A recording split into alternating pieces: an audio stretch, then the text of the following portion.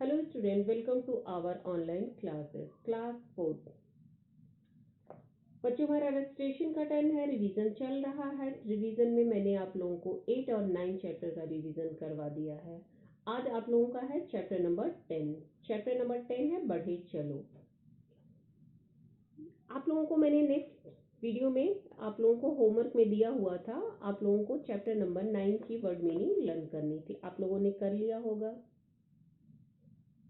अब आज आप लोगों को चैप्टर नंबर 9 का क्वेश्चन आंसर लर्न करना है। ओके, तो हम चलते हैं अपने चैप्टर पे। ये है बढ़े चलो। इसमें बच्चों को प्रेरित करते हुए कहा गया है कि तिरंगे को आगे लेकर के कैसे उन्हें आगे बढ़ना है। मतलब तिरंगे को साथ में ले करके इस देश में, इस समाज में, इस संसार में अपने तिरंगे का किस तरह से मान बढ़ाए रखना है। वीर तुम बढ़े चलो, धीर तुम बढ़े चलो। हे वीर तुम बढ़े चलो, हे धीर, हे धैर्यवान पुरुष या व्यक्ति तुम आगे बढ़े चलो। हाथ में ध्वजा रहे, बाल दल सजा रहे। आपके हाथ में ध्वजा रहे, तिरंगा रहे, और ये बाल दल, बालकों का जो दल है, ये हमेशा इसी तरह से सुसज्जित रहे।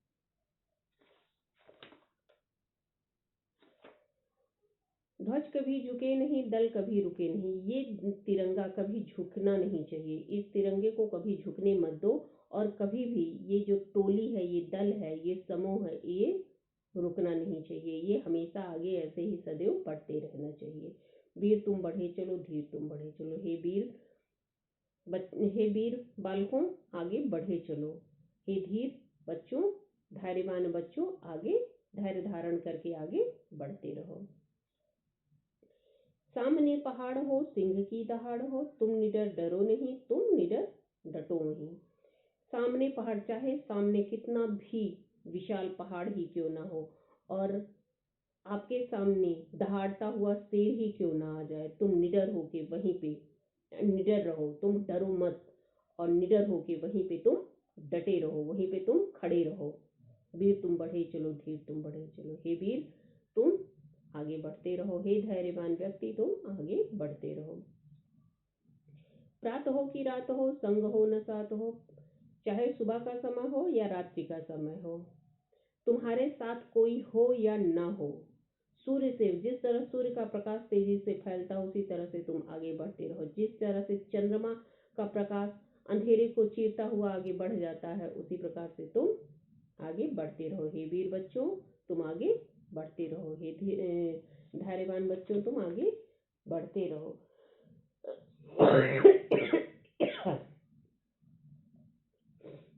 एक ध्वज लिए हुए, एक प्रण किए हुए। हाथों में एक ध्वज लिए हुए, एक तिरंगा लिए हुए हो, और एक प्रतिज्ञा किए हुए तुम आगे बढ़ो। मातृभूमि के लिए, पितृभूमि के लिए वीर तुम बढ़े चलो, धीर तुम बढ़े चलो। तुम इस मातृभूमि के लिए, जिसने तुम्हें जन्म दिया है, उस जन्मभूमि मातृभूमि के लिए, और इस पितृभूमि के लिए तुम आगे बढ़ते रहो। हे वीर बच्चों तुम आगे बढ़ते रहो। हे धैर्यवान बच्चों तुम आगे बढ़ते रहो। तो ये चैप्टर यहीं पे फिनिश हो रहा है। हम आप लोगों को इसकी एक्सरसाइज बता देते हैं कि आपको इसकी एक्सरसाइज कैसे करनी है। ओके, इसके बाद आप लोगों का वर्ड मीनिंग है। वर्ड मीनिंग में है, वीर की वर्ड मीनिंग बहादुर होता है, धीर की गंभीर, ध्वजा का पताका या झंडा तिरंगा, बाल दल बच्चों की टोली, दहाड़ मीन्स तेज आवाज, निडर मीन्स बिना डर के, प्रण मीन्स प्रतिज्ञा। मौखिक उत्तर के लिए है, हमारा राष्ट्रीय ध्वज कैसा है। हमारा राष्ट्रीय ध्वज 3 रंग का है।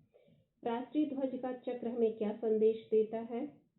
तो राष्ट्रीय ध्वज का जो चक्र है वो हमें सदा आगे बढ़ते रहने का संदेश देता है। 2 प्रमुख स्वतंत्रता सेनानियों के नाम बताइए। महात्मा गांधी, सुभाष चंद्र बोस, और 2 ही का पूछा गया है, तो महात्मा गांधी, सुभाष चंद्र बोस, चंद्रशेखर आजाद।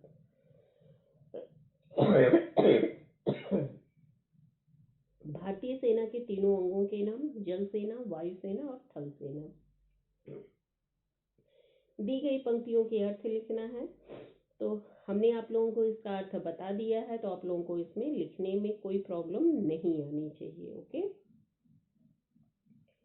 मान लीजिए ये आप लोगों का एग्जाम में भी आता है, तो आप लोगों को इसी तरह से ही लिखना है। जैसे मैंने फर्स्ट टर्म में आप लोगों को संदर्भ लिखवाया हुआ था, तो आप लोगों की बुक वही है, चैप्टर का नाम आपको पता ही है कि कौन सा चैप्टर है। हाँ, चैप्टर के राइटर का नाम आपको, कवि का नाम पता होना चाहिए। तो ये जो चैप्टर है ये द्वारका प्रसाद महेश्वरी जी की है। हाँ, द्वारका प्रसाद महेश्वरी जी की है। तो आप लोगों को लिखने में कोई प्रॉब्लम नहीं होनी चाहिए। दो दो पर्यायवाची शब्द लिखिए। ध्वजा का होता है पताका, तिरंगा, झंडा, और पहाड़ का गिर, पर्वत, मातृ का जननी माता, चंद्रमा का शशि, मयंक। शब्दों से वाक्य बनाइए। हाथ का, हाथ में ध्वजा लेके आगे बढ़ो। सिंह का है, सिंह जंगल का राजा होता है। निडर, हमें निडर होकर मुश्किलों का सामना करना चाहिए या कठिनाइयों का सामना करना चाहिए। प्रात, हमें प्रातः काल उठकर अपने माता पिता को प्रणाम करना चाहिए। तो ये आप लोगों की एक्सरसाइज भी हो गई है।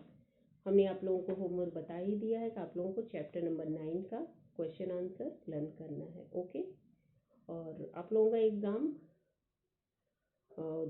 दिसंबर से होना है, तो आप लोग अपना प्रिपरेशन स्टार्ट रखिएगा। ग्रामर का जो भी पोर्शन है, जैसे ऐसे है, विलोम है, पर्यायवाची है, तो ये सारी चीज़ें हम आपको एक दिन पीडीएफ उसका सेंड कर देंगे, और आप लोग वहाँ से देख लीजिएगा। कॉपी में लिखने की कोई ज़रूरत नहीं है, आप लोग बुक से ही पढ़ेंगे, क्योंकि जो बुक में है वही आप कॉपी में भी राइट करेंगे, तो कोई मतलब नहीं होता है, आप बुक से ही पढ़िएगा। Okay, thank you.